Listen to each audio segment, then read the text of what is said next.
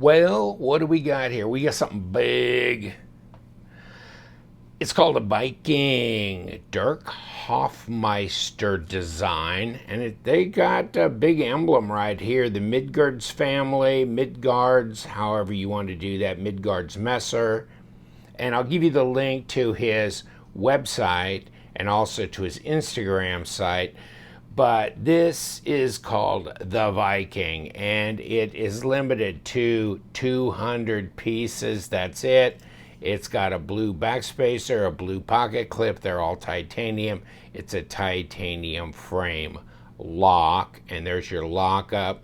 Not real heavy, is it?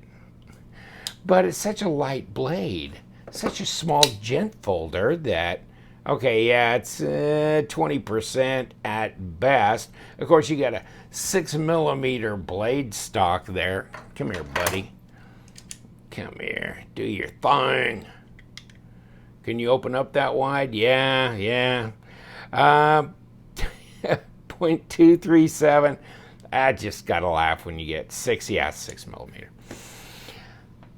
It's big. It's thick. It's a wedge. It's a wedge you might want to carry. And will it be a knife? Come on, let's get a piece of paper out here. What the hell? D2 blade. Whoa. Okay. Yeah, actually, it cuts really well. I didn't expect it to do that well. I hadn't test cut with this knife yet, but not too shabby. Let me see what we got behind the edge, if we can get up into here. 0.04 behind the edge right there. Okay. So, I mean, that's what I'm getting. Somewhere around there. Yeah, behind the edge. It's clicking back. 0.03, 0.04. Can't make up its mind. So, it's a stone wash blade. It's D2. It's got these big full-length fullers on it. It's got this big old multi-grind where it's a heavy tip. Big heavy tip, but it's a big heavy knife too. I know it's at least 12 ounces, 9¼ overall inches, and 4-inch blade. Grams, only 43 grams? Well, that weighs nothing. And then, oh man. Okay, 12.12 ounces. You've got no thumb studs or flipper tab, so you open it like this, okay? Not a problem. But actually, if you get your finger under that fuller, you can kick it open. Wow, it's a beast. It's a mess, and it's good looking. I like the design, don't you? Maybe not. Maybe some people not. This pattern's really nice. This waffle pattern across here. And the backside, they didn't do that. Okay. So it would have been kind of nice to do that back here. Now, I think they're thinking no, because the pocket, if you have that kind of texturing under the pocket clip, it's going to rip up the, your pocket. Well, this ain't gonna be kind on the lip of your pocket regardless. So, but yeah, I think it would have been nice if they would have carried some of this back here. They could have left it, untouched underneath where that makes contact. And the pocket clip is pretty long pocket clip, but it's pretty flexible. And I have carried this a couple times, and it, as crazy as this sounds, it slides right in your pocket. And, it disappears in your pocket pretty well. Now you've got these two screws holding the pocket clip in place, but actually it slides in, and it was in my pocket, and I really didn't notice it. So I didn't notice my pants were missing either, but, after a while, whew, because it's going to knock them down. You better cinch that belt up one more notch. But it's it's a cool knife. I like the look of it. There's only a couple hundred being made, so he's selling them on his site in Europe probably, and then White Mountain Knives is where I got this. So you can go on to White Mountain Knives and you can get one, and they're not cheap. Get ready. You got the resuscitation paddles out. So it's $336.45. And of course, 10% discount knocks you down to about $300 even.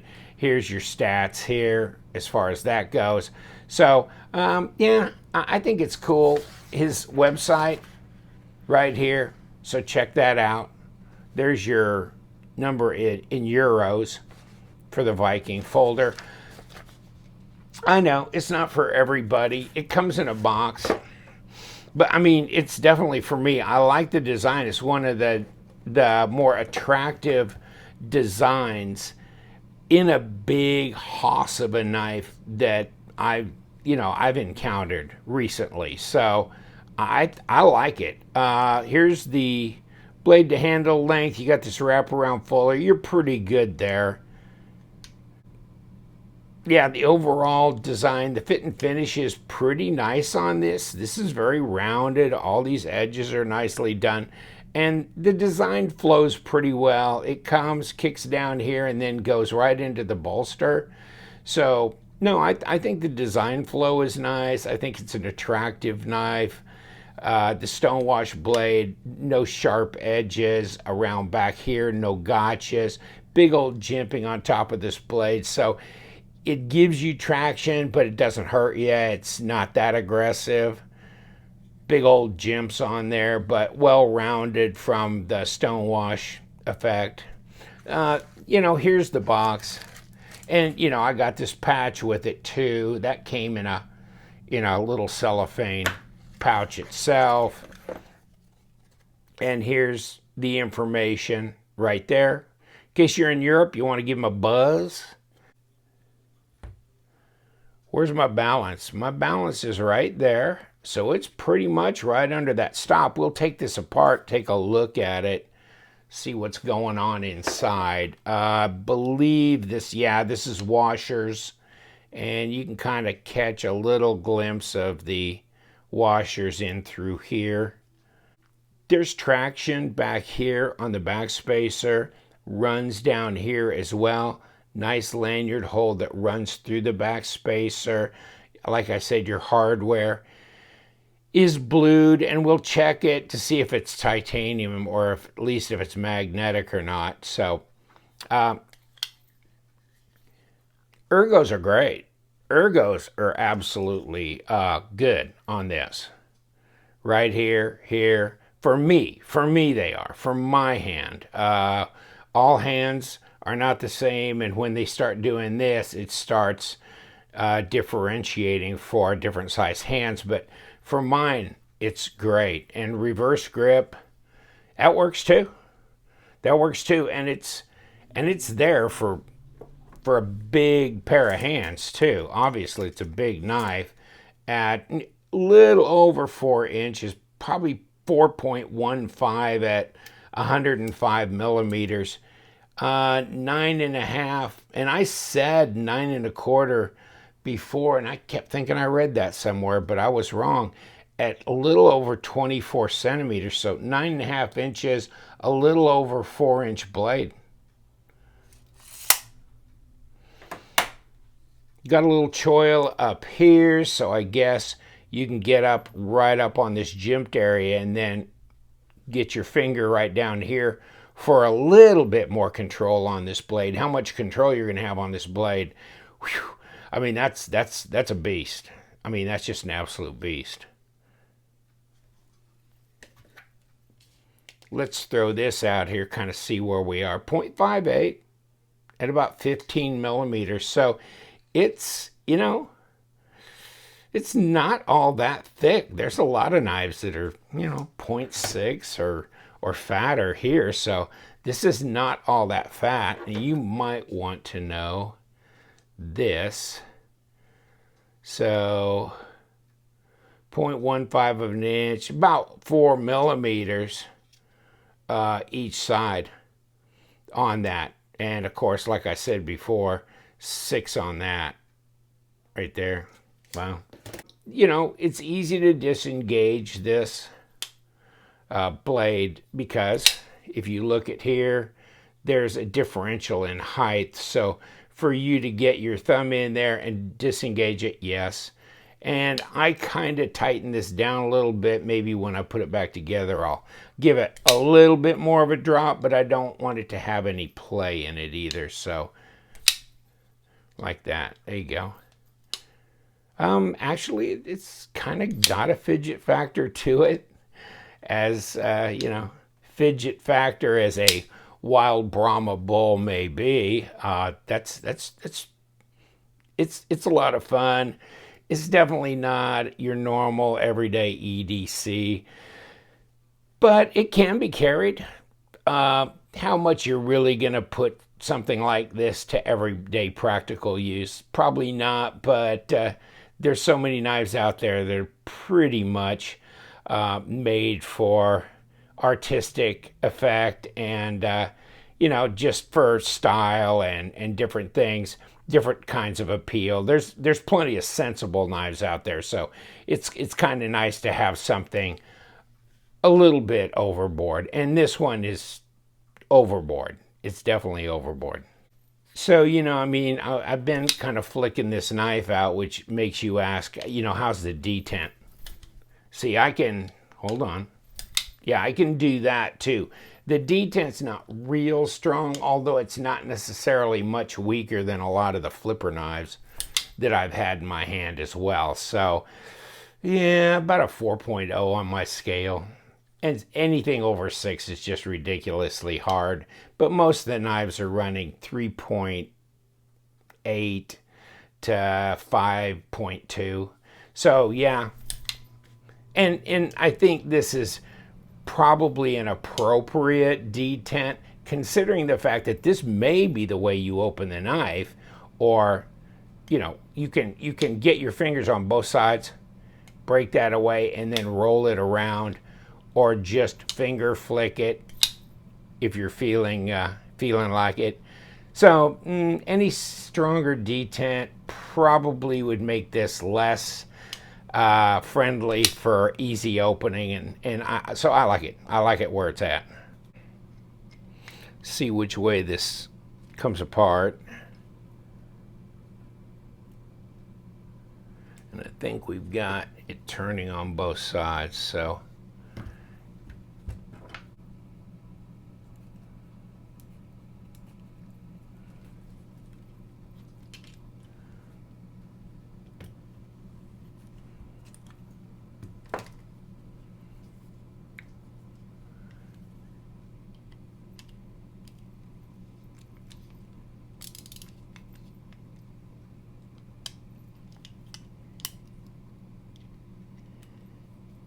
Okay, so the front has the, at least on this unit, the screw comes out the presentation side.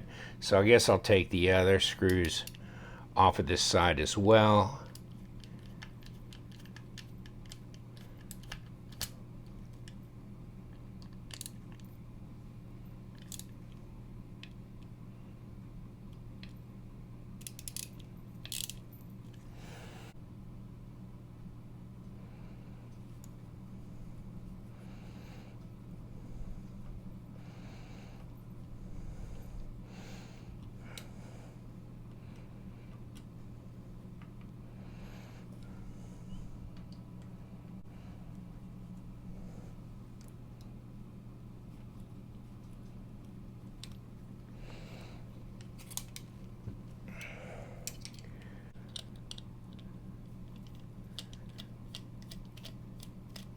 Guess I'm gonna take them out wherever they'll come out.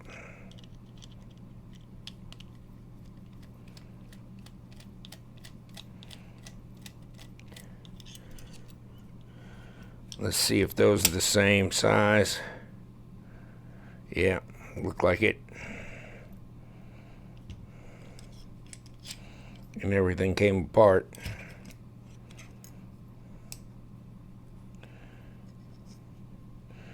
Got this little pin here that was locating that. through here. And there we go with our pivot, which is not a D-shaped, but it's a one piece. And no, this is colored, but it's magnetic, so it's not titanium. No. Okay, so this is not titanium hardware. Pocket clip is, backspacer is, scales are. So, nothing real fancy here, just bronze washers with a Teflon between them. On the back side, though, there's an extra washer. Why, I don't know. This one seems a little thinner. So maybe they just put two real thin ones, three real thin ones as opposed to two thicker ones on the lock side. I don't know why, but that's the way it is. So that's the way we're going to put it back together. D-shaped pivot would have been nice. There's your hardened steel insert with ceramic detent ball, though, and over travel stop. So you got that. Then you got your blade stop. Both of them. Here we go. Okay. So we're going to put a bronze washer here. We're going to put the Teflon. And then we're going to put two bronze.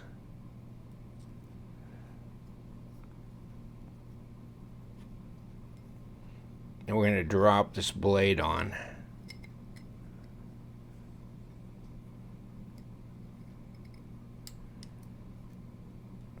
Then I'm going to put bronze, Teflon, bronze. Call that good. Put this side on right here.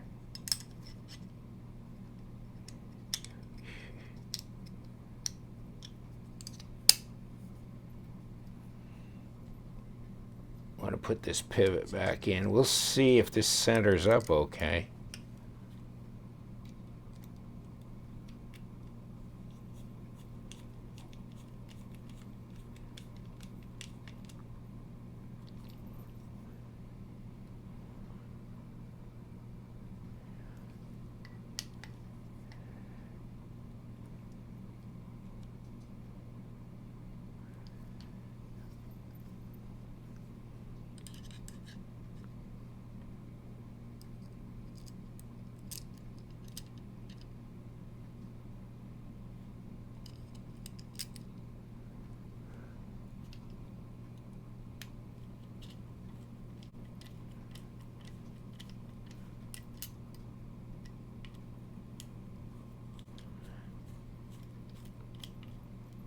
Okay, we got this solid. This one wants to turn on the other side. Okay, we got it. We got it. Looks centered. Nope, that's definitely solid. I think it's got a better drop to it now too. Maybe there's kind of some heavy grease. Oh yeah, that definitely drops much better. Not quite as tight, and I don't think it needed to be that tight. I mean, there's no play there. Okay, so that's solid. So really, that may be a little too playful. All right, we got the Viking back together. It wasn't that difficult. It's not a whole lot to it. Just a couple screws here, and the pivot screw there.